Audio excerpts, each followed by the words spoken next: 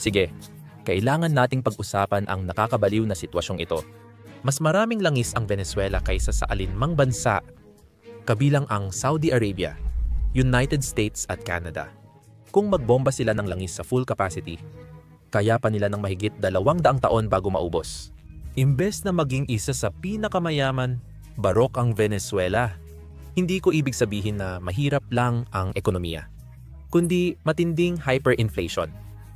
Milyon-milyong tumatakas na tao at bakanteng mga estante sa grocery. Isa itong ganap na pagbagsak ng ekonomiya. Lalong lumala ang sitwasyon nang maupo sa pwesto si Donald Trump noong 2016 dahil mas pinatindi ng kanyang administrasyon ang pagtutol kay Maduro. Nagpatupad ang kanyang administrasyon ng mabigat na parusa, kaya halos imposibleng maibenta nila legal ang kanilang langis. Sa ikalawang termino niya, inaasahang madaragdagan pa ang parusa sa Venezuela. Tulad ng sinabi ni Trump, siya at ang kanyang administrasyon ay hindi kinikilala ang pagiging lehitimo ng pagkapangulo ni Maduro. Kaya ngayon, sinusubukan ng Venezuela na gumawa ng mga kaduda-dudang kasunduan sa China, Rusya at Iran para lang patuloy na magkaroon ng pera. Kahit ganon, hindi pa rin gumagana dahil sira ang refinery, may tagas ang pipeline, at bumababa ang global demand sa langis ng Venezuela. Paano nga ba umabot sa ganito kasama ang sitwasyon? Bakit hindi mabenta ng Venezuela ang kanilang langis tulad ng ibang mayamang bansa sa langis? At mas mahalaga, magagawa pa ba nilang ayusin ang gulong ito? Ngayon, bago tayo magsimula dito, pakipindot naman ang like button sa ibaba. Malaking tulong ito sa amin at nagbibigay daan para magpatuloy kaming mag-cover ng mga ganitong paksa. Maraming salamat. Sapat na ang mga numero para magsalita. Noong dekada 70, 35 milyon bariles ng langis kada araw ang naibenta ng Venezuela. Pero bumaba ito sa 60,000 noong 2020. At kung titingnan pa natin ang mas bagong datos, mas malala pa ang sitwasyon. Dahil 40,000 bariles na lang bawat araw noong 2025. Noong kasagsagan nito, ang Venezuela ay isa sa pinakamalalaking tagagawa ng langis sa mundo. Ngayon, nahihirapan na itong matugunan kahit ang sariling pangangailangan sa gasolina. Nakakahiya ito kung iisipin ang yaman nito sa langis. Ang Orinoco Belt pa lang ay tinatayang may 12 trilyong bariles ng mabigat na krudo, na sobra-sobra para paandarin ang ekonomiya ng bansa sa loob ng maraming siglo. Karamihan sa mga reserbang iyon ay hindi pa rin nagagalaw at nananatiling nakabaon habang lumalala ang krisis pambansa. Ang malaking tanong ay, paano ito nangyari? Para maintindihan ito, kailangan nating balikan ang kaunting kasaysayan ng Venezuela. Bago pa man ang langis, hindi talaga naging masagana ang Venezuela. Daan-daang taon itong naging tahanan ng mga katutubong sibilisasyon at kalaunan ay naging bahagi ng Imperyong Espanyol. Hindi itinuring na mayamang kolonya ang Venezuela, lalo na kumpara sa Peru na sagana sa pilak o Colombia na mayaman sa ginto. Pagkatapos ng kalayaan mula Espanya noong 1821, naranasan ng Venezuela ang kaguluhan sa politika, digmaang sibil at krisis sa ekonomiya. Noong 1900, 14 na diskubre ang langis sa lawan ng Maracaibo na nagbago ng lahat. Bagamat ilang taon bago lumaki ang produksyon, patungo na ang Venezuela sa pagiging pangunahing manlalaro sa industriya ng langis. Noong 1900, 20 dumagsa ang mga kumpanya mula United States at Britain para paunlarin ang industriya at nagsimulang pumasok ang pera. Pagsapit ng dekada 1900, 30 ang Venezuela na ang pangalawang pinakamalaking tagagawa ng langis sa buong mundo. At pagdating ng dekada 1900, 50 ito na ang ika-4 na pinakamalaking tagagawa ng langis sa buong mundo. Ang bansa ay halos bigla ang nagbago mula sa isang agrikultural na ekonomiya tungo sa pagiging isang makapangyarihang tagagawa ng langis. Malaki ang benepisyo ng gobyerno sa buwis at royalty mula sa mga dayuhang kumpanya ng langis. Pagsapit ng mid-20 siglo Venezuela, ang pinakamayamang bansa sa Latin America, may pamumuhay na katulad ng ilang bansa sa Europa. Ang Caracas ay simbolo ng modernidad sa Latin America, puno ng matataas na gusali, mamahaling sasakyan, at lumalaking gitnang uri. Pero nagkaproblema dahil sa sobrang pag-asa ng Venezuela sa langis. Hindi tulad ng ibang bansang mayaman sa langis na ginamit ang yaman nila para palakasin ang iba't ibang industriya. Ibig kong sabihin, sobrang umaasa. Malaki ang ginastos ng gobyerno sa infrastruktura at programang panlipunan dahil inakala nilang laging mataas ang presyo ng langis. Napabayaan ang ibang industriya maliban sa sektor ng langis. Habang ang ibang bansang may langis gaya ng Saudi Arabia at Estados Unidos ay nag-invest sa refining at petrochemicals, Venezuela ay umasa lang sa pag-export ng krudong langis. Noong dekada 1970, lalong lumaki ang kumpiyansa ng gobyerno ng Venezuela. Noong 1976, nasyonalisa ang industriya at binuo ang kumpanyang pag-aari ng Estado na Petróleos de Venezuela o PDVSA. Ang hakbang na ito ay bahagi ng mas malaking alon ng nasyonalismo sa buong Latin America, kung saan sinikap ng mga gobyerno na bawasan ang impluwensya ng mga dayuhan at panatilihin ang yaman ng likas na yaman sa loob ng kanilang sariling mga hangganan. Noong una, mukhang matalino ang desisyon. Kontrolado ng gobyerno ang produksyon at kita. Kaya muling yumaman ang Venezuela dahil sa pagtaas ng presyo ng langis. Nandoon na ang babala. Pero ginastos ng mga leader ng Venezuela ang pera mula langis sa social program, subsidiya at malalaking gastusin sa pampublikong sektor imbes na palakasin ang ekonomiya. Habang binabalewala ang pangangailangan sa matagalang pamumuhunan at paglago, ang PDVSA na dating epektibong kumpanya ng langis sa mundo ay naging mas politikal at napuno ng mga tapat sa gobyerno kaysa mga bihasang profesional. Nagkaroon ng korupsyon at hindi epektibo, pero dahil sa mataas na presyo ng langis, natago ang mga problema. Noong 1980, bumagsak ang pandaigdigang merkado ng langis. Nangyari ang pagbagsak na ito dahil may mga bagong tagapagtustos ng langis na pumasok sa merkado at dahil nabigo ang Organization of the Petroleum Exporting Countries. Ang Organization of the Petroleum Exporting Countries ay kartel ng pangunahing tagapagtustos ng langis na kumokontrol sa presyo sa pamamagitan ng paglimita ng supply. Sa teorya, magiging napakalaki ng kita sa langis dahil kumikilos ang Organization of the Petroleum Exporting Countries bilang isang monopolyo. Noong 1970 at 1980 tumaas ang produksyon ng langis ng United States, United Kingdom, Norway at Mexico na hindi kasali sa Organization of the Petroleum Exporting Countries hanggang malampasan nila ang bahagi ng merkado ng Organization of the Petroleum Exporting Countries. Hindi iniinda ng United States ang presyo ng langis dahil isa itong malaking consumer, kaya binahan nila ang merkado para bumaba ang presyo. Sinubukan ng Organization of the Petroleum Exporting Countries na bumawi dito sa pamamagitan ng halos paghati ng kanilang produksyon, pero hindi ito umubra. Ilang miyembro ng Organization of the Petroleum Exporting Countries, kabilang na ang Venezuela, ay nandaya sa kanilang kuta at nagbenta ng mas maraming langis kaysa pinapayagan ng kartel. Bukod pa rito, masyado nang lumalaki ang supply mula sa mga hindi kasapi ng Organization of the Petroleum Exporting Countries, kaya hindi na kayang mapanatili ang presyo. Noong 1986 nagpasya ang Saudi Arabia na punuin ang merkado ng murang langis, kaya bumagsak ang presyo mula $35 noong 1980 hanggang mas mababa sa $10. Mahalagang maintindihan ang gastos sa produksyon bawat bariles. Magkakaiba ang lahat ng reserba ng langis at malaki ang pagkakaiba-iba ng gastos sa pagkuha nito sa bawat bansa. Sa Saudi Arabia, ang gastos sa pagkuha ng langis ay mga $6. 6 kada bariles samantalang nasa $10. 10 hanggang $12. 12 ito sa Venezuela. Bukod sa Kuwait at posibleng Iraq, Saudi Arabia ang isa sa pinakamurang bansa sa pagkuha ng langis. Kaya noong naipit ang Organization of the Petroleum Exporting Countries at may mga kasapi ng Organization of the Petroleum Exporting Countries tulad ng Venezuela na hindi sumunod sa mga patakaran, basta na lang ibinagsak ng Saudi Arabia ang mga presyo. Nabawi ng Saudi Arabia ang merkado kapalit ng pagkawala ng Venezuela. Masama ang biglaang pagbabagong ito para sa pamahalaan ng Venezuela. Nalubog sa utang ang bansa at bumagsak ang ekonomiya sa krisis. Biglang hindi na kayang tustusan ng pamahalaan ang malalaking gastusin nito at lumitaw ang mga kahinaan ng ekonomiyang umaasa lamang sa langis. Pumasok ang International Monetary Fund at nagbigay ng mga pautang. Ngunit may mahigpit itong mga kondisyon na nagpilit sa Venezuela na bawasan ang mga subsidya at mga programang panlipunan. Dahil dito, nagkaroon ng kaguluhan, protesta at lumaking pagkadismaya sa pamahalaan. Hindi pa dito natapos ang hirap dahil lumalapan noong dekada 90, mababa pa rin ang presyo ng langis. Kaya nadagdagan ang pressure sa budget ng gobyerno. Samantala, umabot sa 100% ang pinakamataas na antas ng inflasyon noong 1996 dahil sa pag-imprenta ng pera ng gobyerno. Hindi sumabay ang sahod kaya 2/3 ng populasyon ay naranasan ang kahirapan. Ang nangyari sa panahon ng resesyon ng Venezuela ay ang pag-angat ni Hugo Chavez, isang dating opisyal ng militar na nangakong babawiin ang kontrol sa yaman ng Venezuela at gagamitin ito para tulungan ang mga mahihirap. Noong 1978, naging mas radikal si Chavez sa pamumuno. Pinaigting niya ang nasyonalismo, pinalayas ang dayuhang mamumuhunan at pinatibay ang kontrol ng estado sa PDVSA.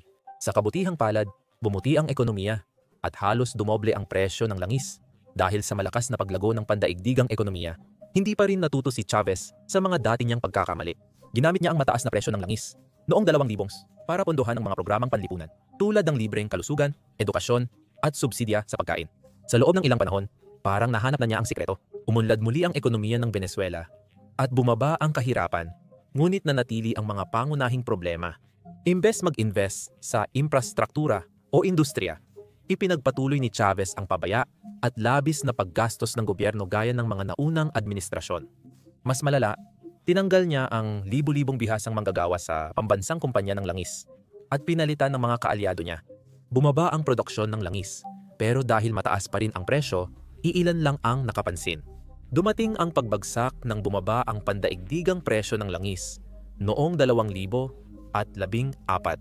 Dahilan ng pagbagsak ay shale revolution sa United States. Dahil sa bagong paraan ng pagkuha ng langis, naging pinakamalaking tagagawa ng langis sa mundo ang United States. Muling itinulak ng United States ang mas mababang presyo ng langis para sa kanilang ekonomiya. Noong dekada 1980, 80 dinagdagan ng Saudi Arabia ang produksyon ng langis para mapanatili ang bahagi nila sa merkado. Dahil dito, bumaba ng kalahati ang presyo ng langis at hindi handa ang Venezuela dahil sa kawalan ng ipon, sari-saring ekonomiya at pagbagsak ng industriya ng langis. Muling nalugmok ang bansa sa matinding krisis pang-ekonomiya. Pero wala na si Chavez. Namatay siya noong 2013 dahil sa cancer sa paniniwalang iniwan niya ang kanyang bansa sa maayos na kalagayan. Pero nagawa na ang pinsala. Ang produksyon ng langis ng Venezuela ay bumaba mula mahigit 3 milyong bariles bawat araw noong dekada 90 hanggang sa mas mababa sa 1 milyon nitong mga nakaraang taon. Wasak na ang PDVSA. Pinalala ng parusa ng United States ang bentahan ng langis ng Venezuela at pinutol ang access nila sa mahahalagang merkado. Sa kaguluhan, si Nicolas Maduro ang pumalit kay Hugo Chavez sa kapangyarihan. Bago maging presidente, naging vice-presidente ni Hugo Chavez si Nicolas Maduro at dati siyang trooper ng BOS at leader Union. Pagkamatay ni Chavez, nanalo si Nicolas Maduro sa mainit na eleksyon noong 2013 laban kay Enrique Cabrillas. Sa kabila ng mga alegasyon ng pandaraya mula sa media at kritiko, maaaring totoo ang paratang nila dahil kinontrol ni Nicolas Maduro ang Korte Suprema at militar para konsolidahin ang kapangyarihan. Sa kalaunan ng kanyang termino, nanalo pa siya sa mas kontrobersyal na eleksyon. Isang mahalagang estratehiya sa administrasyon ni Maduro ay ang radikal na kakaibang paraan ng paggastos ng gobyerno. Nag-imprenta na ng maraming pera ang mga naunang leader, pero mas pinalala ni Maduro ito para matakpan ang kakulangan sa budget nang bumagsak ang presyo ng langis. Hindi gumagana ang paggawa ng pera gamit utang ng gobyerno. Hindi ito komplikado. Kung magpasok ka ng napakaraming pera sa ekonomiya, ibig sabihin lang nito ay tataas ang mga presyo at talagang nangyari iyon. Pumasok ang hyperinflation na umabot sa 69% ang inflation sa unang taon ni Maduro. Noong 2015 tumaas ito sa 181% record na antas para sa Venezuela. Pero maliit lang iyon kumpara sa kung ano ang susunod na mangyayari. Tumaas ang inflasyon sa 800%, 4,000%, 17 milyon at umabot sa 2 milyong porsyento noong 2019. Pag-uusapan natin ito mamaya dahil konektado ito sa United States sanctions noong 2017 laban sa rehimen ni Maduro. Kailangan nating talakayin ang pagbagsak ng industriya ng langis ng Venezuela na nagsimula bago pa man makialam ang United States. At isang bagay ang sigurado, hindi lang mababang presyo ng langis ang naging dahilan nito. Magsimula tayo sa mga refineria. Ngayon, ang mga refineria ng langis tulad ng Amua at Cardon A, anino na lang ng dati nilang kalagayan. Dati silang ipinagmamalaki ng bansa, pero ngayon halos di na gumagana dahil sa matagalang kakulangan sa pamumuhunan. Maliit na bahagi na lang ng kapasidad ang nagagamit ng mga pasilidad ng pagpipino ng langis sa Venezuela. Matagal nang napabayaan ang maintenance at naantala ang upgrades. Ano ang naging epekto? Ang mga pagsabog, sunog, at pagtigil ng operasyon ay palaging nangyayari na sumisira sa kakayahan ng industriya na gawing gasolina at diesel ang krudong langis. Ang mga balon ng langis na pinagmumulan ng yaman ng Venezuela ay hindi rin gumanda ang kalagayan. Marami rito ay dekada na ang tanda at kahit na ang mga lumang balon ay maaaring manatiling produktibo kung maayos ang pag-aalaga, iyan mismo ang hindi na ibigay ng mga pag-aari ng estado na kumpanya ng langis ng Venezuela. Dahil sa kulang na pamumuhunan, bumaba ang produksyon at ang mga dati ng maayos na pipeline ay ngayon ay tumutulo at kinakalawang na. Lalong lumala ang mga pasilidad sa pagpapadala na mahalaga sa pag-export ng krudo. Komplikado ang mga dahilan ng pagbagsak na ito. Pero hindi ito ganap na misteryo. Kung may isang salitang dahilan ng pagbagsak ng Venezuela, ito ay katiwalian sa PDVSA at pamahalaan. Gaya ng napag-usapan sa video na ito, hindi lang ito basta kumpanya. Ito ang naging buhay ng bansa na responsable sa paglikha ng mahigit 70% ng dayuhang kita ng bansa noong kasagsagan nito. Para maintindihan ang korupsyon sa PDVSA, dapat tingnan kung paano ito pinatakbo sa ilalim ng rehimen ni Maduro. Dahil ang dapat sana ay isang profesional na pinamamahalaang negosyo ay nauwi sa pagiging isang kasangkapan sa politika. Ginawa na ito ni Chavez, pero mas pinaigting pa ito ni Maduro. Karaniwan, ang mga kontrata sa pagbabarena, eksplorasyon, at pagpipino ay ibinibigay sa pinakakwalipikadong kumpanya. Sa halip, napunta ito sa mga kaibigan at kaalyado ni Maduro. Sa PDVSA, hindi na batay sa kakayahan ang pagtatalaga ng matataas na posisyon, kundi sa mga loyal na taga-suportang walang karanasan sa industriya ng langis.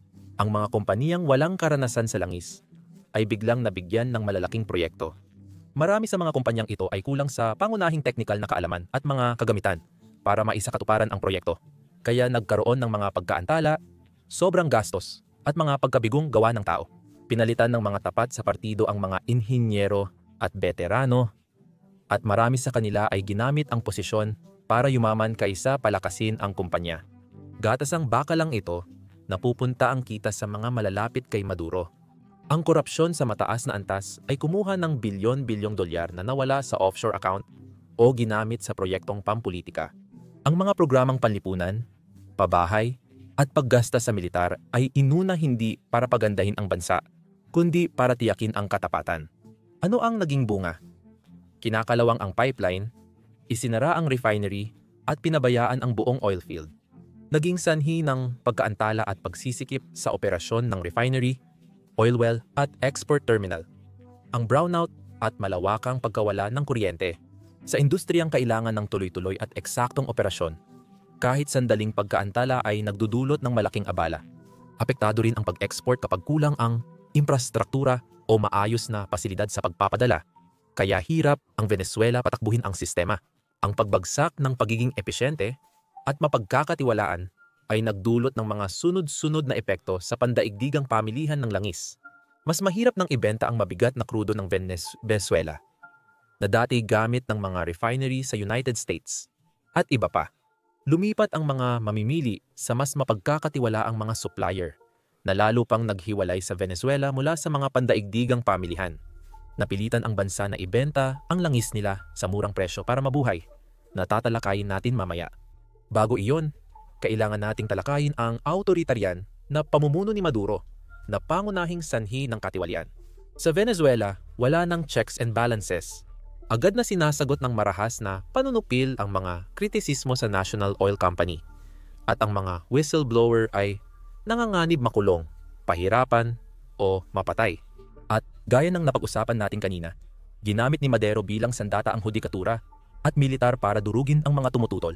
Tinitiyak na hindi matitinag ang kanyang kapangyarihan.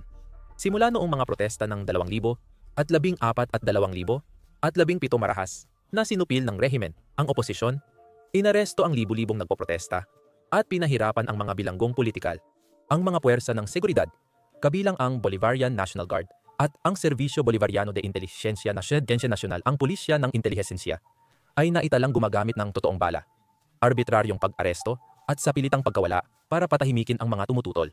Sabi ng mga grupo ng karapatang pantao, mahigit 300 bilanggong politikal pa ring nakakulong at marami ring napilitang mag-exile.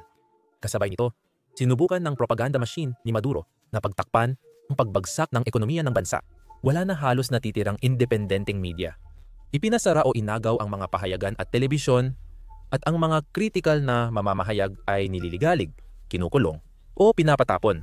Patuloy nagbo-broadcast ang state-controlled media ng pro-gobyernong pahayag at tinatawag na imperialistang ahente ang oposisyon. Sinisi nila ang United States sanctions sa krisis, hindi ang sariling maling polisiya ng gobyerno. Tama siya na nakasama sa ekonomiya ng Venezuela ang parusa ng United States. Noong 2017 nagtuon ang United States sa industriya ng langis ng Venezuela. Nagpatupad ito ng mabibigat na parusa sa state-owned na kumpanya ng langis. Dahil ito ang dahilan ng United States. Gusto ni Pangulong Trump na putulin ang pondo ni Maduro, ihiwalay ang kanyang gobyerno at mapatalsik siya sa kapangyarihan.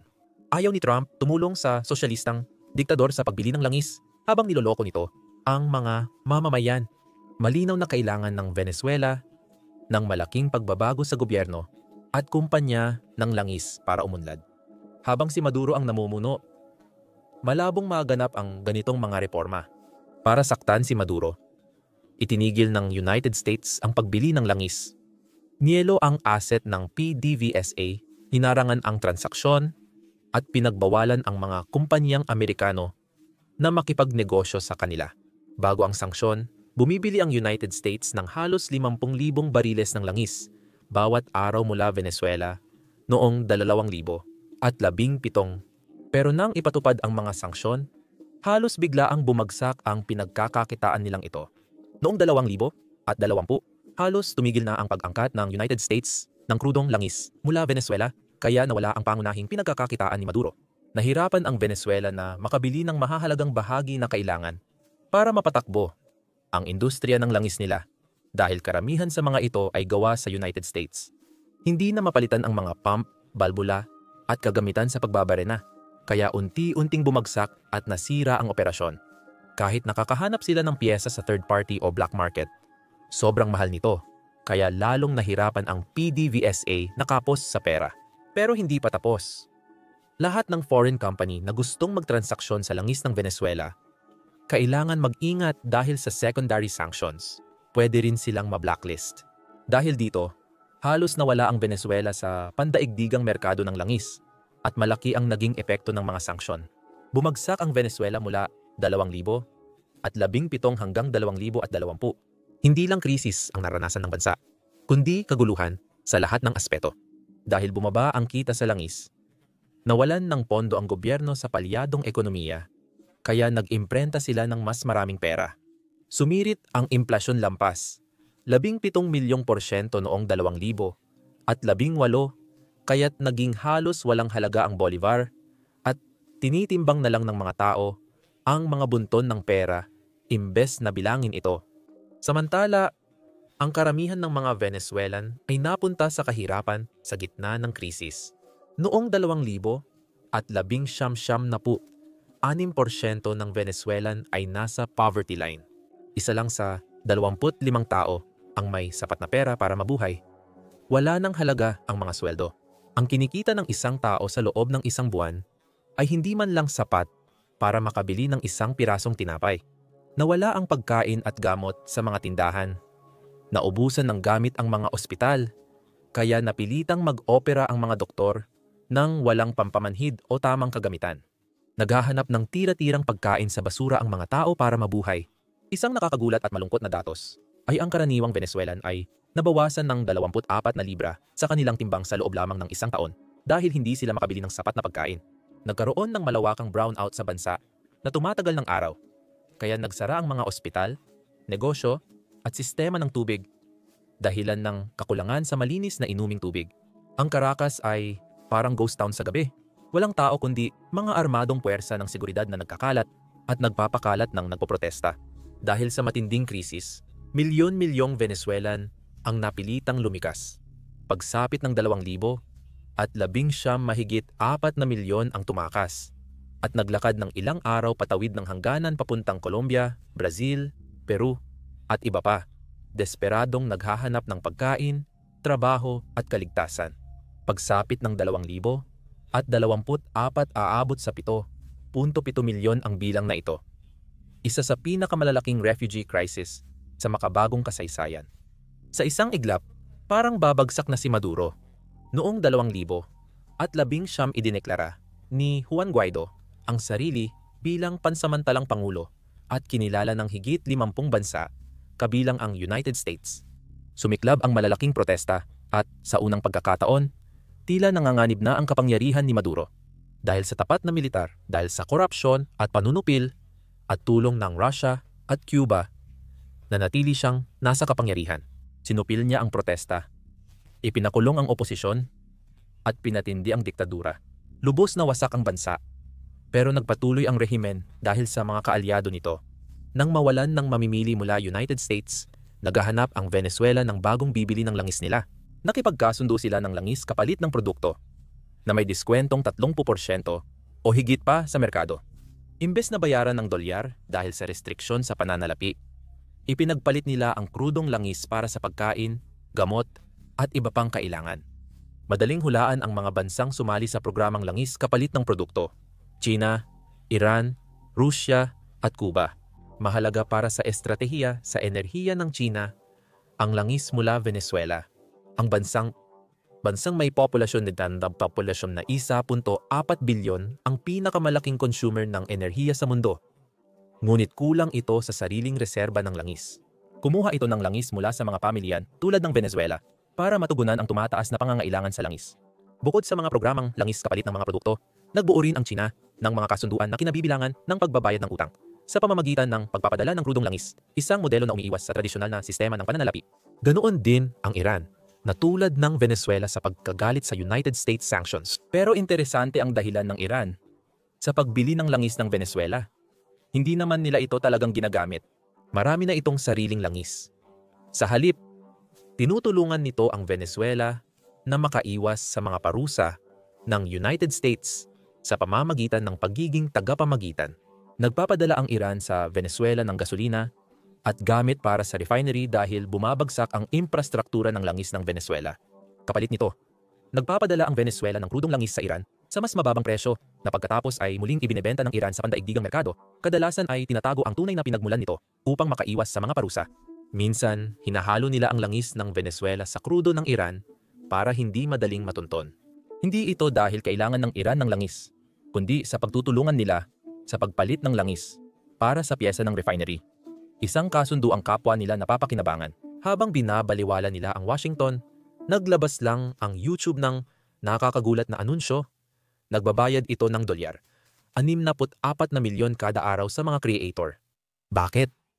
Kasi kulang ang YouTube sa creator. Kaya makikita mo sa homepage ang mga video na may below 1,000 views gaya nito. Hindi ibig sabihin na lahat ay kailangang magsimula ng channel.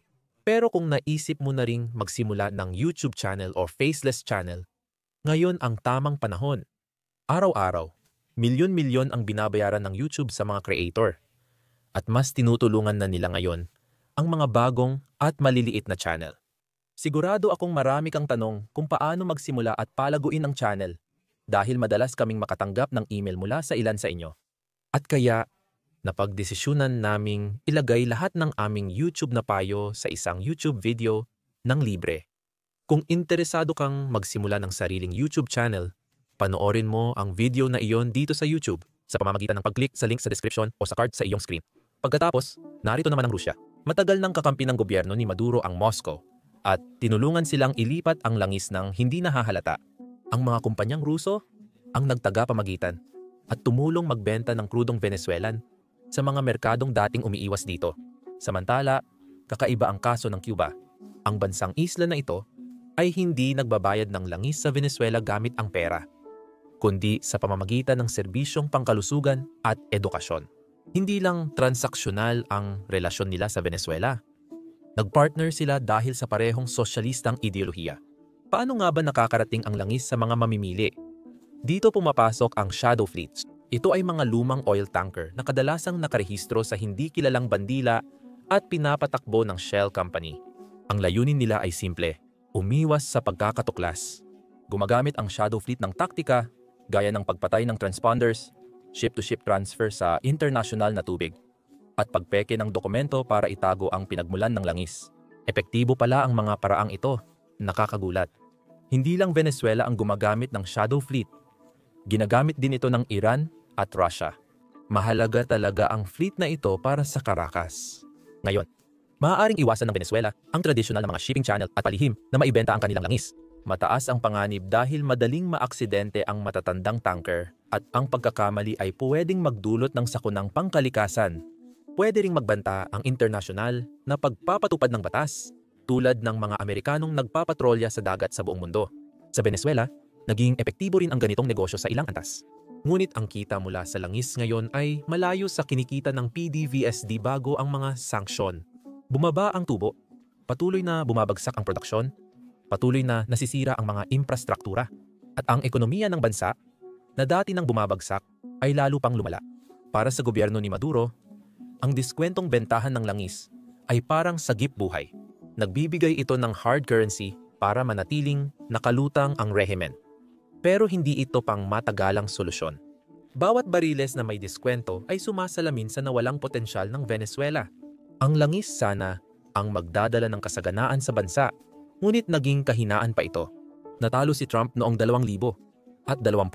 Pumasok si Biden at nagbago ang mga pulisiya. Mas naging bukas si Biden sa pagluwag ng restriksyon matapos ang Russia-Ukraine war na nakaapekto sa global oil market.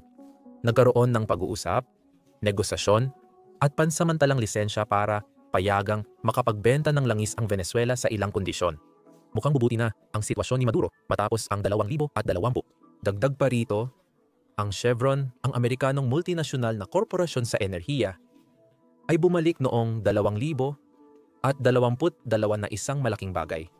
Matapos ang mga taong parusa, pinayagan ng Administrasyong Biden ang Chevron na mag-operate muli sa industriya ng langis ng Venezuela, pero may mahigpit na limitasyon. Ibig sabihin, muling naka-export ng kaunting langis ang Venezuela sa United States na nagdala ng hard na kinakailangang pera. Malinaw na hindi sapat ito para mailigtas si Maduro. Sa pagtatapos ng 2023, lumala ang krisis at umabot sa mahigit 500% ang inflation rate. Dahil sa pagbagsak ng halaga ng pera, mas naging uso ang palitan ng kalakal sa mga rural na lugar. Dahil sa pagbagsak ng ekonomiya, lumaganap ang kakulangan sa pagkain. Sabi ng United Nations, noong 2024 mahigit 75% ng Venezuelan ay kulang sa pagkain. At ayon sa World Economic Forum, malubha na ang malnutrisyon sa mga bata. Hindi rin maganda ang serbisyong pangkalusugan. Bagsak pa rin ang mga ospital at kulang sa gamot, kagamitan, at malinis na tubig. Maaaring maging parusang kamatayan ito para sa mga Venezuelan na may malubhang sakit. Ang mga dating nakokontrol na sakit tulad ng malaria at tuberculosis ay bumalik ng mas malala. Mabilis lumipas ang panahon, bumalik si Trump sa pwesto at ipinagpatuloy ang kanyang nasimulan.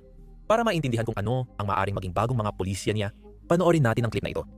Gusto naming kumilos tungkol sa Venezuela. Matagal na akong tutol sa Venezuela at kay Maduro. Hindi maganda ang trato nila sa atin at lalo na sa mga tao ng Venezuela. Nagbanta ang bagong administrasyon na ibabalik ang mahigpit na parusa sa Venezuela at titiyakin na walang langis mula rito sa pandaigdigang merkado ng walang kaukulang parusa. Hindi kikilalanin ng bagong Pangulo ang rehimen ni Maduro na binabanggit ang paglikas ng mga refugee mula Venezuela bilang patunay ng kabiguan ng Estado. Sinabi rin ni Trump na si Biden ang nagbalik kay Maduro dahil halos tapos na ito noong 2019 ngunit nailigtas dahil sa pagluwag ng mga restriksyon sa kalakalan. Noong unang 2024, sinabi niyang ang paghihirap ng mga Venezuelan ay patunay kung paano sinisira ng sosyalismo at korupsyon ang mga bansa. Magandang obserbasyon ito, lalo na't minsan nang naging pinakamahalagang bansa sa Latin America ang Venezuela. Isang bansa na napakayaman sa langis. Kaya't tinatawag ito noon ng mga mamamayan nito bilang Saudi Arabia ng South America. Sa ideal na sitwasyon, gugustuhin ni Trump na bumalik sa normal ang Venezuela para makabalik na rin sa kanilang bansa ang mga Venezuelan na migrante mula sa United States. Gumagawa siya ng balita dahil sa pagbabalik ng deportation flights papuntang Venezuela na matagal nang natigil. Kamakailan, mga 200 Venezuelan kasama ang ilang miyembro ng gang ay pinauwi sa Caracas sakay ng eroplano. Una, tumanggi ang gobyerno ni Maduro na tanggapin ang mga deportee dahilan ang United States sanctions na nagpapahirap sa pamumuhay sa Venezuela. Nagbigay si Trump ng pampulitikang panagot kay Maduro at nagkasundo sila. Isa pang malaking pagbabago sa ilalim ni Trump 20 ay ang pagtapos niya ng Temporary Protected Status. Temporary Protected Status para sa mga Venezuelan. Sa United States, nasa 348,000 Venezuelan ang umaasa sa Temporary Protected Status para legal na manatili doon. Dahil mag-e-expire ang proteksyong status sa Abril, libu-libong tao ang posibleng mapatalsik sa bansa. Malaking bagay ito, hindi lang sa kanila kundi pati sa Venezuela. Ang remittance ng mga Venezuelan sa ibang bansa ay isa sa pinakamalaking pinagkukunan ng dayuhasin ang dayuhang kita na umaabot sa mahigit 4 bilyon kada taon at halos kasinlaki ng natirang kita mula sa pag-export ng langis. Maaaring maapektuhan ng pagputol na ito ang mga karaniwang mamamayan ng Venezuela na hirap na. Dahil dito, lumalaban na ang mga tagapagtaguyod ng imigrasyon. Malamang may mga kasong isasampa at nagiging labanan sa politika ang sitwasyon. Pero naninindigan pa rin si Trump sa kanyang posisyon.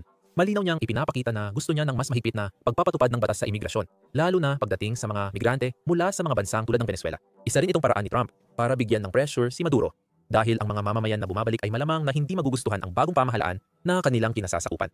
Hindi nila gusto si Trump dahil pinabalik sila sa Venezuela, pero mas galit sila kay Maduro. Posibleng mag-organisa muli ng paglaban sa rehimen ang mga nagbalik na migrante. Pero ang issue ng mga migranteng Venezuelan ay mas malaki pa kaysa sa United States lang. Marami pang ibang Venezuelan na nakatira sa iba't ibang bahagi ng Latin America. Simula 2,000 at 15 higit 7.7 milyong Venezuelan ang umalis sa kanilang bansa. Iyan ay malaking bahagi ng populasyon ng Venezuela. Noong panahong iyon, tinatayang 31 milyon ang populasyon ng bansa. Kaya higit sa 1/4 ang umalis. Karamihan sa mga tumatakas ay edukado at may kasanayang manggagawa, dahilan ng lalong matinding brain drain at hirap sa pagbangon ng Venezuela. Halos naubos ang mga pangunahing sektor gaya ng kalusugan, edukasyon at inhinyeriya. Ayon sa ulat ng United Nations, noong 2000 at 24 kalahati ng mga doktor at nurse ay nag-migrate dahilan ng pagkawasak ng sistemang pangkalusugan. Nagsasara ang mga paaralan dahil sabay umaalis o hindi na pumapasok ang mga guro dahil hindi nila kayang tustusan ang pamasahe at gastusin. Iba-iba ang destinasyon ng mga migranteng ito, pero karamihan ay sa kalapit bansa, tulad ng Colombia, na tumanggap ng 25 milyong Venezuelan pati Brazil, Ecuador, at Peru. May ilan na naglalakbay sa mas delikadong ruta papuntang Hilagang Amerika o tumatawid sa mapanganib na dagat patungong mga isla sa Caribbean. Pero ang pag-alis ay hindi garantiya ng mas magandang buhay. Sa Colombia halimbawa, kadalasan ang mga Venezuelan ay nagtatrabaho sa mga informal na trabaho na halos hindi sapat ang kita para matustusan ang mga pangunahing pangangailangan. Samantala, nagkakahiwa-hiwalay ang mga pamilya habang umaalis ang mga magulang at iniiwan ang kanilang mga anak, umaasang makakapagpadala ng pera pauwi. Sa kabila ng mga mahihirap na katotohanan ito, patuloy na kumakapit sa kapangyarihan si Maduro, na pinalalakas ng mga kaalyado tulad ng Rusya, China at Iran. Ipinapakita ng kanyang pamahalaan ang pagbangon ng ekonomiya dahil sa mga lihim na kasunduan sa langis at barter. Pero para sa ordinaryong Venezuelan, malayo ang totoo sa ipinapakita. Malaking epekto ito sa industriya ng langis ng Venezuela dahil sa ngayon, mabilis na nagbabago ang mundo at hindi nakakasabay ang Venezuela. Noong 2000 at 25 hirap ang Venezuela makasabay sa mga bagong kalahok at pagbabago sa global na merkado ng langis. Isa pa, pabago-bago ang presyo kada bariles, kung saan umiikot ang puwersa ng merkado sa pagitan ng dolyar. 70 hanggang dolyar 80 kada bariles nitong mga nakaraang taon. Ngunit dahil sa presyon mula sa Organization of the Petroleum Exporting Countries na nililimitahan ang supply upang mapanatiling mataas ang presyo. Maraming bansa gaya ng sa gitnang silangan ay nagmodernisa ng industriya. Samantalang nahuli ang produksyon ng langis ng Venezuela dahil sa kulang na pamumuhunan at luma na infrastruktura. Ibig sabihin nito, mas malaki ang tubo ng mga bansang iyon. Nakikipagkumpetensya na rin ngayon ang Venezuela sa mas maraming producer gaya ng United States Shale Oil, Brazil, at ibang Organization of the Petroleum Exporting Countries Plus members. May bagong mga supplier sa Canada, Brazil, at Guyana na mabilis pinalalago ang industriya ng langis at nag-aalok ng kompetitibong alternatibo sa produksyon ng Venezuela. Nakikinabang ang oil sands ng Canada sa mas maayos na infrastruktura, politikal na katatagan, at lapit sa United States refineries, kahit mabigat din ang kanilang krudo. Ang Brazil ay nakakuha ng access sa malalaking offshore reserves tulad ng pre-salt fields na gumagawa ng dekalidad na krudo na mas madaling iproseso. Samantala, ang Guyana, na baguhan sa industriya, ay bagong bituin sa mundo ng langis dahil sa natuklasan ng mga kumpanya tulad ng ExxonMobil. Napunta sa sentro ng atensyon ang maliit na bansang South America na inaasahang magproproduce ng mahigit 1 milyong bariles kada araw sa mga susunod na taon. Ang mga bansang ito ay hindi lang langis ang iniaalok, kundi pati na rin ang pagiging maaasahan, isang bagay na hindi kayang tapatan ng Venezuela na laging may kaguluhang pampolitika at mga parusa. At narito pa ang usapin tungkol sa mismong langis. Karamihan sa reserba ng Venezuela ay mabigat at sobrang bigat na krudo na mas mahirap kunin, ilipat at iproseso kaysa sa mas magaan na krudo.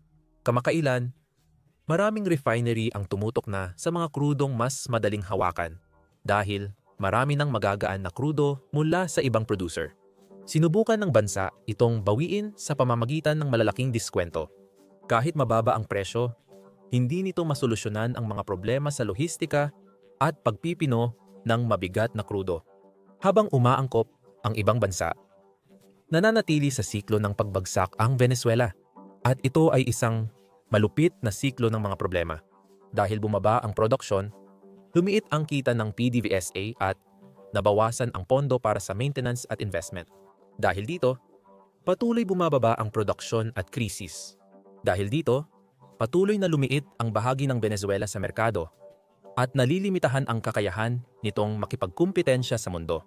Sa pagtatapos ng video, nananatili ang tanong, kaya pa bang bumangon ang industriya ng langis ng Venezuela mula sa pagkakalugmok? Isa itong tanong na mabigat na nakabitin sa kinabukasan ng bansa. May pag-asa pa ang Venezuela na makabawi dahil hawak nito ang pinakamalaking reserba ng langis sa mundo. Ngunit kailangan dito ng malalaking reforma sa politika, dayuhang pamumuhunan at estratehikong paglipat sa diversifikasyon. Hindi na pag-uusapan ang pangangailangan ng reforma sa politika. Ang pamahalaan ni Maduro, kilala sa autoritarianismo at hindi pagiging epektibo, ay nawalan ng tiwala ng mga Venezuelan at ng mundo. Ang isang transparent at demokratikong pamumuno ang magbubukas ng daan para muling buuin hindi lang ang industriya ng langis, kundi pati na ang buong ekonomiya. Kung wala ang pagbabagong ito, anumang pagtatangka na makabawi ay parang paglalagay lang ng band-aid sa malalim na sugat. Kailangan ng mga mamumuhunan ng katatagan, pagsunod sa batas, at kasiguraduhang ligtas sa korupsyon ang kanilang pera. Bukod pa rito, magiging mahalaga ang mga dayuhang pamumuhunan. Luma na ang infrastruktura ng langis ng Venezuela, sira-sira ang mga refinery nito, at halos wala nang natitirang operasyon ang mga pasilidad ng produksyon nito. Parehong sa literal at talinghagang kahulugan. Bilyon-bilyong kapital at kaalaman mula sa mga multinasyonal na kumpanya ng enerhiya ang kailangan para muling buhayin ang industriya. Ang pag-akitan sa mga kumpanyang ito ay nakadepende sa pagtanggal ng parusa at paglikha ng angkop na negosyo. Pinahinto ng mga parusa, lalo na ng Estados Unidos, ang kakayahan ng Venezuela na ibenta ang kanilang langis sa mundo. Bagamat layunin nitong bigyang presyon ang rehimen ni Maduro, hindi sinasadyang naapektuhan din ang kabuhayan ng matagal nang naghihirap na mamamayan. Gayunpaman, ang pagtanggal ng mga parusa ay dapat may kasamang mga kondisyon. Dapat tiyakin ng pandaigdigang komunidad na ang kita mula sa pag-export ng langis ay gamitin para sa muling pagbangon, infrastruktura, edukasyon, at kalusugan ng bansa, hindi sa bulsa ng tiwaling opisyal. Hindi sapat ang langis para makabangon ng Venezuela. Ang labis na pag-asa ng bansa sa krudo ang dahilan ng pagbagsak nito. Mahalaga ang pagpapalawak ng ekonomiya para maprotektahan ang kinabukasan laban sa pabago-bagong pandaigdigang merkado ng langis. Nagtagumpay ang Norwega sa paggamit ng langis para mapalawak ang ekonomiya. Makabubuti kung tularan ito ng Venezuela. Sa huli, ang Venezuela ang may pinakamalaking langis sa mundo. 304 na bilyong bariles, higit pa sa ibang bansa. Dapat sana sagana sa pera ang bansa, tulad ng Saudi Arabia. Ngunit ngayon ay may bumabagsak na ekonomiya, kaguluhang pampolitika, at mabibigat na parusa. Sinira ng korupsyon, maling pamamahala, at sobrang pag-asa sa langis ang industriya mula sa loob. Sumunod ang mga parusa ng United States at tuluyang nawala ang natitirang pag-asa. Habang walang pagbabago sa liderato o pulisya, masasayang lang ang langis ng Venezuela. Maaaring magbago ang sitwasyon pag naubos na ang langis ng ibang bansa sa loob ng 100 taon.